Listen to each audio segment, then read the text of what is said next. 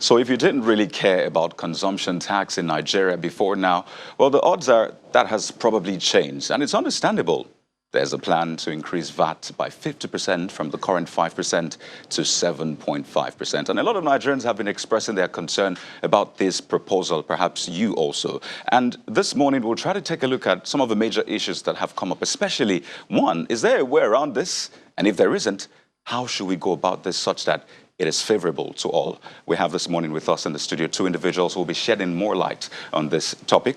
To my immediate right, Mr. Gwega, well, Dr. Chris David, I should say. He's a futurist and a tax expert. He joins us live in our Lagos studio. And to my far right is Mr. Gwega Adejimo. He is the Publicity Secretary, Yoruba Summit Group. Thank you so much, gentlemen, for joining us this morning. Thank you for having me. So I'll begin with Dr. David. Now, you have published books on taxation, especially in Nigeria. So I think you know about this terrain well enough. So on one hand, do you think Nigerians should be favorably disposed to this proposed increase in VAT? Well, what I would say is that there is a world difference between solving a problem right and solving the right problem. Solving a problem right simply means you are designing an intervention that is addressed to symptoms. And the results are usually unintended, counterproductive, in some cases even worsen the problem that you actually want to solve. But when you solve the right problem, it means you have designed an intervention that is addressed to the root cause of that problem, thereby providing lasting solution to the problem you want to solve. So let's bring this home. Explain, what is the problem, what is solving, especially in light of this proposed VAT increase? Now, as a nation, we are faced with competing needs.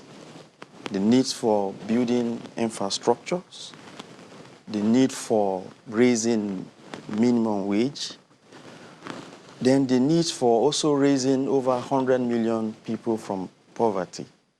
You can't do this without income. So definitely, we have revenue deficit challenge, which is potentially gravitating to debt crisis in Nigeria. So you think the average Nigerian should be favorably disposed to this proposed increase? Is that what you think? Well, this is the point. The increase in rate in itself is not wrong. However, that will not solve the problem. That will not provide the lasting solution to the problem. Okay. So, tax mix and design is actually the problem we should be solving. Okay, we'll get to that not tax mix the increase and design. But you have said that you believe that Nigerians should be favorably disposed to this. So let me bring in Mr. Gwega Adejimo. Now, you released a statement. Your group released a statement about this. And for you, you think that this is perhaps not fair. And I'd like you to, delve more on that. Good morning, and thanks for having me here. I represent the Yoruba Summit Group, and that is the umbrella body of all Yoruba groups. And we have examined critically the tax regime being presently administered by this government, and we have found it very wanting. And again, the recent 50% increase in VAT, we have looked at the total scenario of the VAT management system. And we have come up to say that it's a case of the Southwest being made to cough out the large chunk, and we're not getting much in return. And if I may add, the tax situation, particularly the VAT situation, is not exactly how they have told us it is. How do you mean? We were told that we are moving from 5% to 7.5%, and that is just what it is. But we have found out that along the economic chain, suppose we have 6 from the producer or the manufacturer down to the consumer, each of those that are in that line, that economic chain, do pay this 5%. Cumulatively, if we have like 6 or perhaps 8 along that same economic chain, we end up with about 40% already. So that is more than double. That is more than double what they have now given to us. It's what the model we are operating in Nigeria is more or less like the gross product kind of VAT system. So for you, the challenge, pardon me, is not just the increase. You have an issue also with the general administration of taxes. We have 3 issues that we have identified in our press release. And if I may just go into all of those quickly. First is the fact that in almost everywhere where you have the VAT system, it's the income model, in which case the consumer is the one that is, the final consumer is the one that pays for VAT. Right. Because it's meant to be value added. The value that is adding to the consumer, who is the last person, makes him the one to enjoy the services or the product and to pay for it. In which case, even if there are others along the chain and they have paid, in such systems where we borrow the ideas of VAT from, they get their own tax refund. But we don't get it here. Right. So in which case, you can have the manufacturer, you can have the wholesaler, you can have the retailer, you can have even the sub-retailer, you could even have the person who warehouses it, and then the final consumer. And each and every person along that same chain pays this 5%. One moment, is that what we have right now? Well, yeah, I talked about tax mix and design. Okay, so let's go into that. So now that's exactly what he's alluding to. And that's why I said the increase in rate itself shouldn't be a problem if we have the current mix and design of the tax. And to support this position, I don't know if we can put up let's go into that tax mix that you gave us. I think it will help us. So the tax mix, what that means is that you are looking at the aggregation of the different type of taxes in a nation and their contribution to the total revenue generation. Right. So for you to have or to optimize your revenue generation, then you must strike the right balance between your direct taxes and indirect taxes, your consumption tax and your income tax, that is the company income tax and the personal income tax. Then you also need to strike a balance between your income tax and other levies. So for you are saying that it is not balanced yet. So that's why we have the issue, and that's why I'm saying that this proposed increase is an attempt to solve a problem right, not solving the right problem, because there is no guarantee that the 50% increase will actually turn out on to achieve the objective that the federal government wants to achieve. No. But for us to really look at how do we maximize the revenue from generation of from taxation in Nigeria, we need to look at the mix, which if we have the slide now, I will explain with the data so that we understand. Okay, let's see if we can get that up for you, but please go ahead. Then you also talk about the design of the tax system, which looks at the tax base, the ease of administration, and how to ease also or improve compliance. So in terms of an optimum tax design, what you are looking at is how do we have one tax per tax base? Right. How do we broaden our tax base? Okay, let me just jump in for a moment. You know, aside this tax mix, which he has also talked about, there's also this challenge, and I think you mentioned it in your press release, that it appears as though a certain region of the country pays a large chunk Yes, of it. And at the end of the day, coming to that. it is split across. So I'd like you to talk more on that. Okay. Mr. Rist. Now, we have looked at it critically, and we have worked even with the figures given by government.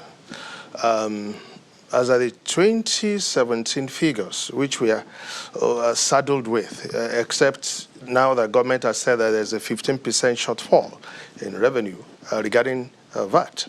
Lagos alone was responsible for 55% of VAT. Now, the whole of the Southwest, all the other states, the tax contribution from the Southwest is about 67, between 67 and 68%. Now, what we're trying to say is this. We say this country is a federation, right? But then in federal systems, when we talk about tax, we talk about retention. In Canada, for example, which is like a mirror of the 1963 Nigerian Constitution. I think the term used was doppelganger.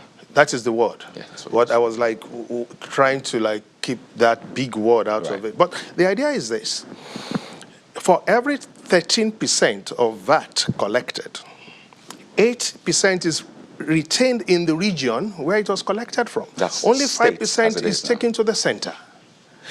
And that retention works simply because the consumer, the producer, are mostly going to be within that area. And then, of course, it helps with the manufacturer who doesn't have to pay so much.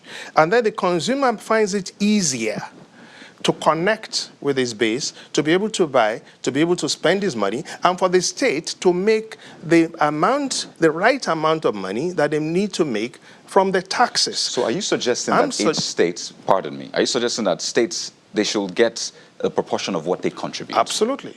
Okay. Now, Dr. Chris, there's also this talk about if you want to raise VAT, you should also look into income tax, such that when you're raising VAT, you can look into income tax, perhaps reduce it such that it offsets, you know, the effect of the increase in VAT. Is that something we should also be looking into? Well, before I answer that, let me quickly react to or respond to what you have said. Currently, there is a derivation formula in even the sharing of VAT. So the states that you get generate more of revenue, VAT, in the sharing formula, there is also a derivation. Now, coming to your... I don't get, what are you trying to say? That is, in the sharing formula, right. Like he said, Lagos State generates 50%. Mm-hmm. In the sharing formula, there is also a derivation formula that makes Lagos to get even more than... So you think it is fair enough? Yeah, it's fair enough. In the sharing formula, that has been taken care of. That has been taken care of. Now, coming to your question, it's exactly what I'm talking about the tax mix and design. I said to get the optimal tax mix is that you need to strike the right balance between direct and income tax, consumption tax, and income tax, which is the company income tax and the personal income tax. So these are the things you need to take into consideration for you to optimize your tax revenue. Now, if you don't get that mix right, what you have is that you have a lot of activities in trying to drive tax revenue, and you discover that you are struggling. You are not able to generate enough revenue. You know, I your just want tax to be GDP, more specific, if I may. Let's bring this home.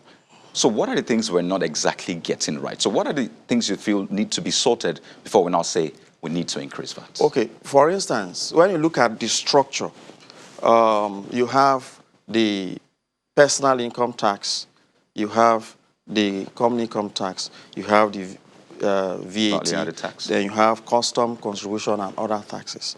Now, if you compare today Nigeria and South Africa, South Africa is currently generating about 26 trillion from taxes. That's alone. 26 trillion naira. Naira Right. from taxes in 1 year.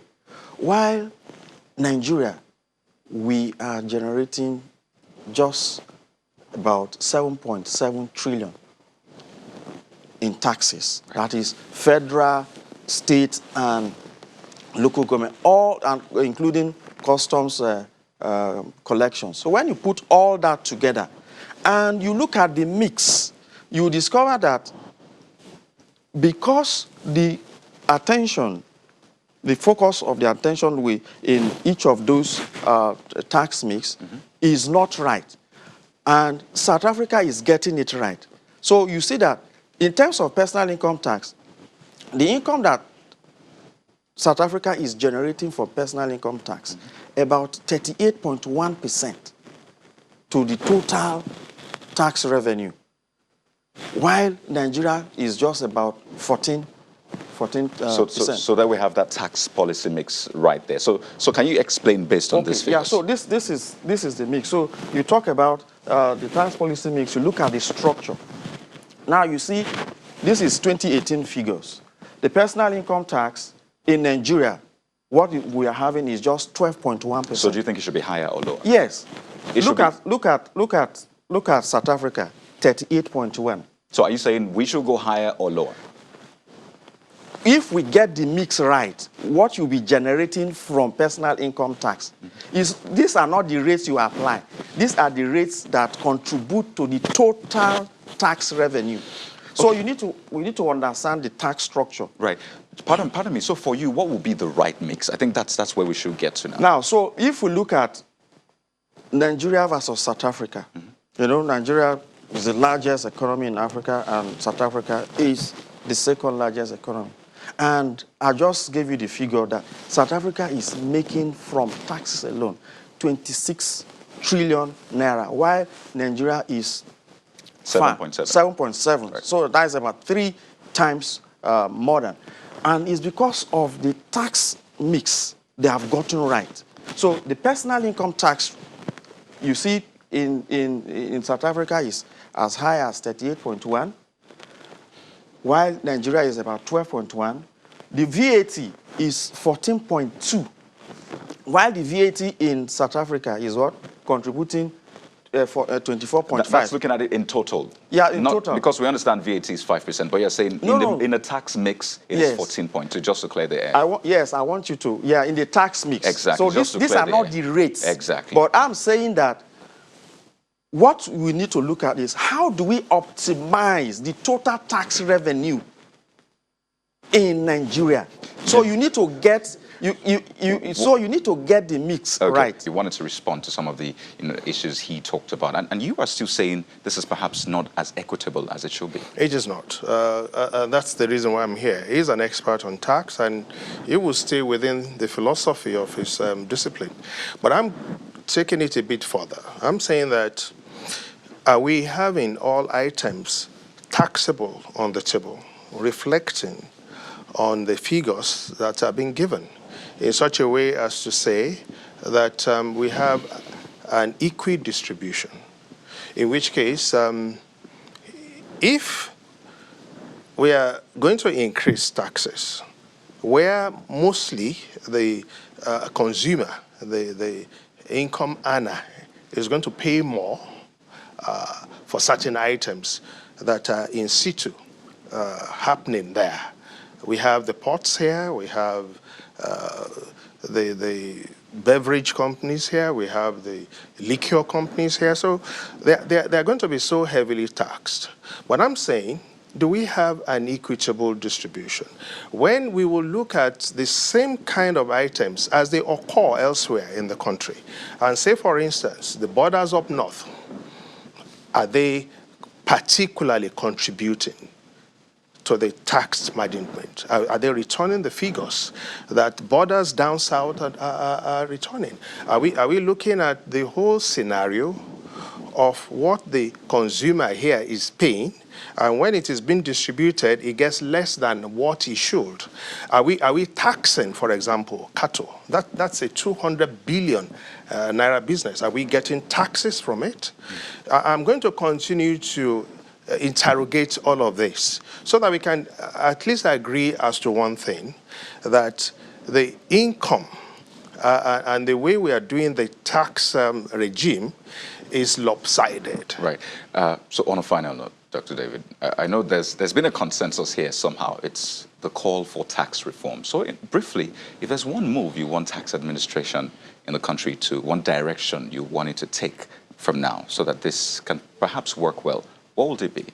Well, the good thing about this proposal is that they are going to be consultant with state government and the National Assembly.